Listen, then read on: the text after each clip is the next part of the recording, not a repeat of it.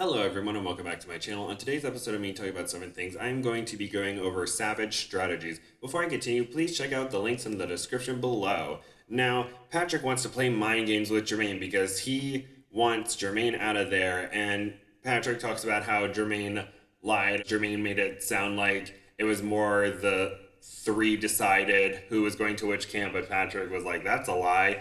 And maybe that was editing. I don't know what exactly happened there. And Matt practices with his bow and arrow to show how accurate he is because it's mentioned a lot how important it is to practice with the bow and arrows. Patrick and Jermaine continue to bicker and Cheney tries to defuse the situation. Day 13 and Jermaine and Cheney go hunting. Max, Laura, and Caleb build a shelter because it is very hot out and they need some shade. Cheney shoots at a boar and unfortunately she misses, and she and Jermaine run after a piglet, but it gets away. And that's very interesting because Patrick was saying online how Jermaine was doing what he told Patrick not to do, which was run after the boar. But I think there's a difference between running after a full-grown boar with tusks and running after a piglet. But I'm kind of happy the piglet got away because it was so cute and I would have felt so sad. But they need to eat, but maybe go after an older boar. I don't know. The piglet was too cute. I can't even.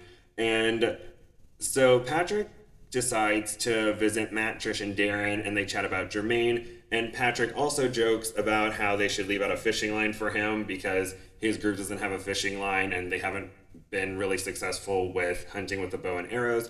And it seems like Patrick is friendlier with a lot of the other survivalists during this competition than what we've seen before. Maybe the tensions have kind of gone down a little bit and everyone's a little bit friendlier, and Patrick seems confident enough to sit and chat with those other three, but who knows? Oh well. And also, Patrick talks about how Jermaine doesn't want to practice with the bow and arrows, and people are kind of judging Jermaine for not practicing with the bow and arrows because you need to make sure you practice, and nobody's perfect. Matt Wright himself, who is one of the most successful hunters in Naked and Afraid, practices with the bow and arrow, but I think that the editing is skewing negatively towards Jermaine, and so seeing how the episode goes, I can kind of understand why.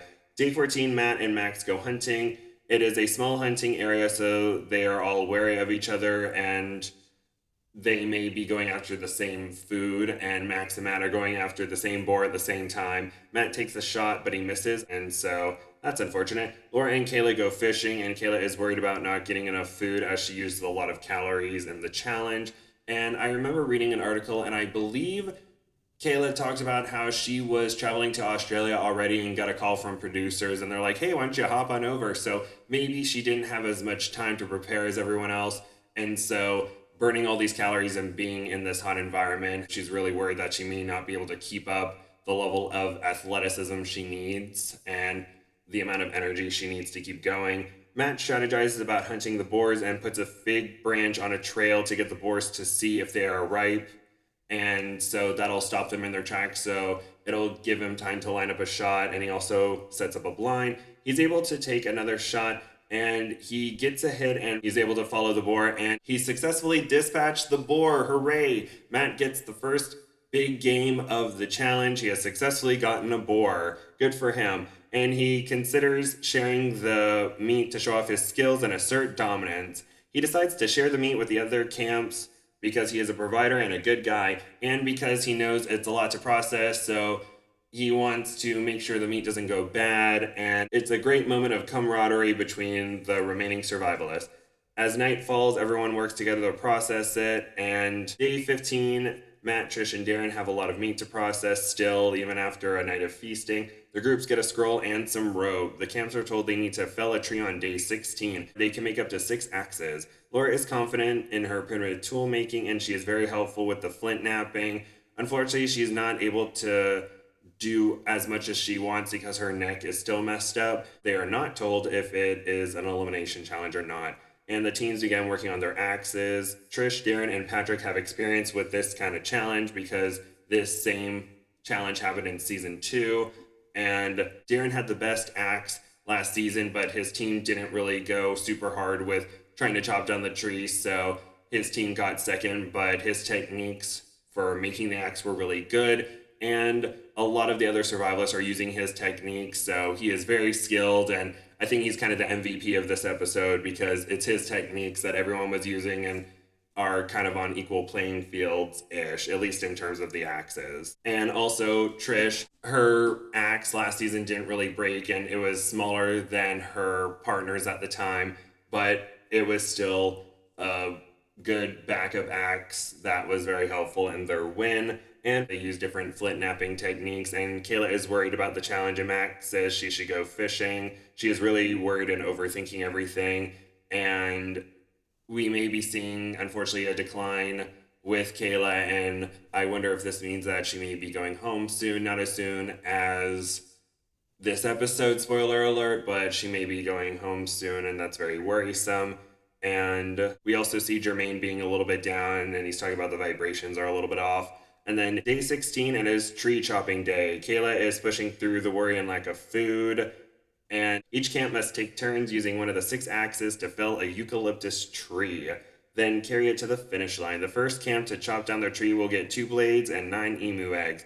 The second camp to finish will earn a blade and 6 emu eggs, and the last camp to finish will earn nothing. And that's very interesting because last season, the last placing team had to face an elimination challenge, and this season, it's kind of just a reward challenge. And then the teams begin. And I wanted to mention that Patrick shared a photo on social media of him, Chini, and Jermaine holding 3 emu eggs. So it made me wonder, did they get first or second place? Let's find out. Darren, Matt, and Trish are the first to fell their tree. Matt mentions he has practiced chopping this type of tree down since he was testing the wood of various trees and chopping various wood, so he knows that the wood has a lot of moisture and it can't hold a lot of weight under pressure, so he wants to smash the fibers. So he and his team kind of go around and hit the tree to mash up the fibers, and his tactic works. And Matt, Trish, and Darren are the first to chop down their tree, and they are able to cross the finish line and are the first placing teams and will get 2 blades and 9 emu eggs. The remaining 2 teams fell their trees at around the same time. They race for the finish line, and Kayla, Laura, and Max get second.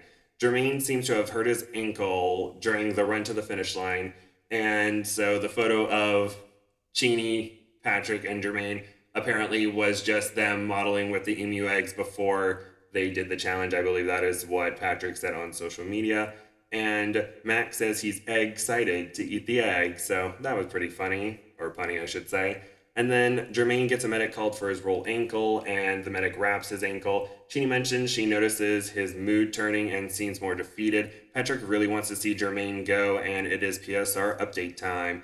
And for some reason, Matt's PSR doesn't go up at all, even though he was the first to get a big game animal during the season. But I guess they don't want to make him too far ahead of everybody else. But even with Laura's hurt neck and how she may have aggravated a little bit more during the challenge, her PSR increases from a 9.6 to a 9.7 because of how helpful she was in crafting her axe and helping her team create their axes.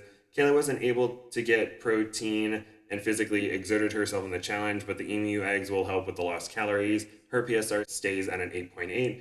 Jermaine, not securing food, getting last in the challenge, and arguing with Patrick, dropped his PSR from 7.6 to 7.4. And that's really interesting because with the updated PSRs, Jermaine says 7.6, but it should say 7.4. So I wonder if someone just didn't update it or if it's just a 7.6, but unfortunately I think his PSR is a 7.4. And later that night, Chini and Patrick talk with Jermaine, and he doesn't seem happy, and Chini is just saying that if you don't want to be here, you don't have to be, because on season 1, she kind of mentally hit a wall and was just like, you know what, I don't really want to be here. I have other things to worry about. And day 17, Patrick goes hunting, and then Jermaine talks with Chini some more and how this is not what he expected, and he unfortunately decides to leave the competition. And this is kind of similar to Wes leaving on season 1, where he loves survival, but the competition just isn't for him. And so unfortunately he decides to leave, and the negativity hit a point of no return, and he couldn't bounce back in this type of environment. Jermaine says goodbye to Chini and mentions the vibrations have been off for several days and how Patrick is toxic. and hopefully he can come back for another challenge, but maybe not last one standing. And he also talks about how Cheney will win and how she's one of the quiet ones. And I believe one of Jermaine's relatives said, "Watch out for the quiet ones." So I think that's a good sign for Cheney if they're leaving that in there, where she'll either go within the next 2 eliminations or she'll make it pretty far. So I hope Cheney makes it pretty far. And Jermaine says goodbye to Patrick, and Patrick says that his mind games are the reason that Jermaine is leaving. So I wonder if that's the reason, or if Jermaine is just like, you know what, I wanted to leave, and Patrick was kind of part of it, but maybe Patrick is taking too much credit, but who knows. And it's really sad to see because Jermaine loves survival, but just not the competition. And with that, the episode ends. All in all, a decent episode.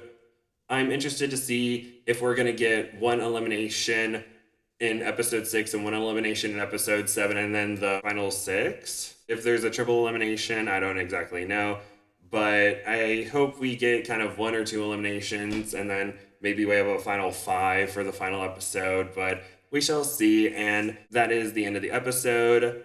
And the next episode is Down Under Siege. And Pushed to the Brink, 3 competitors send shockwaves through the outback. All camps are disbanded and challenges going forward will be solo tests. A hunting competition offers a protein reward. Medics are called when a survivalist steps on a hot coal. So we shall see what happens. And with that, that is the end of the episode. Thank you all so much for listening. Please like, comment nice things, and subscribe. And I hope you all have a wonderful day. Okay. Bye-bye now. Bye-bye.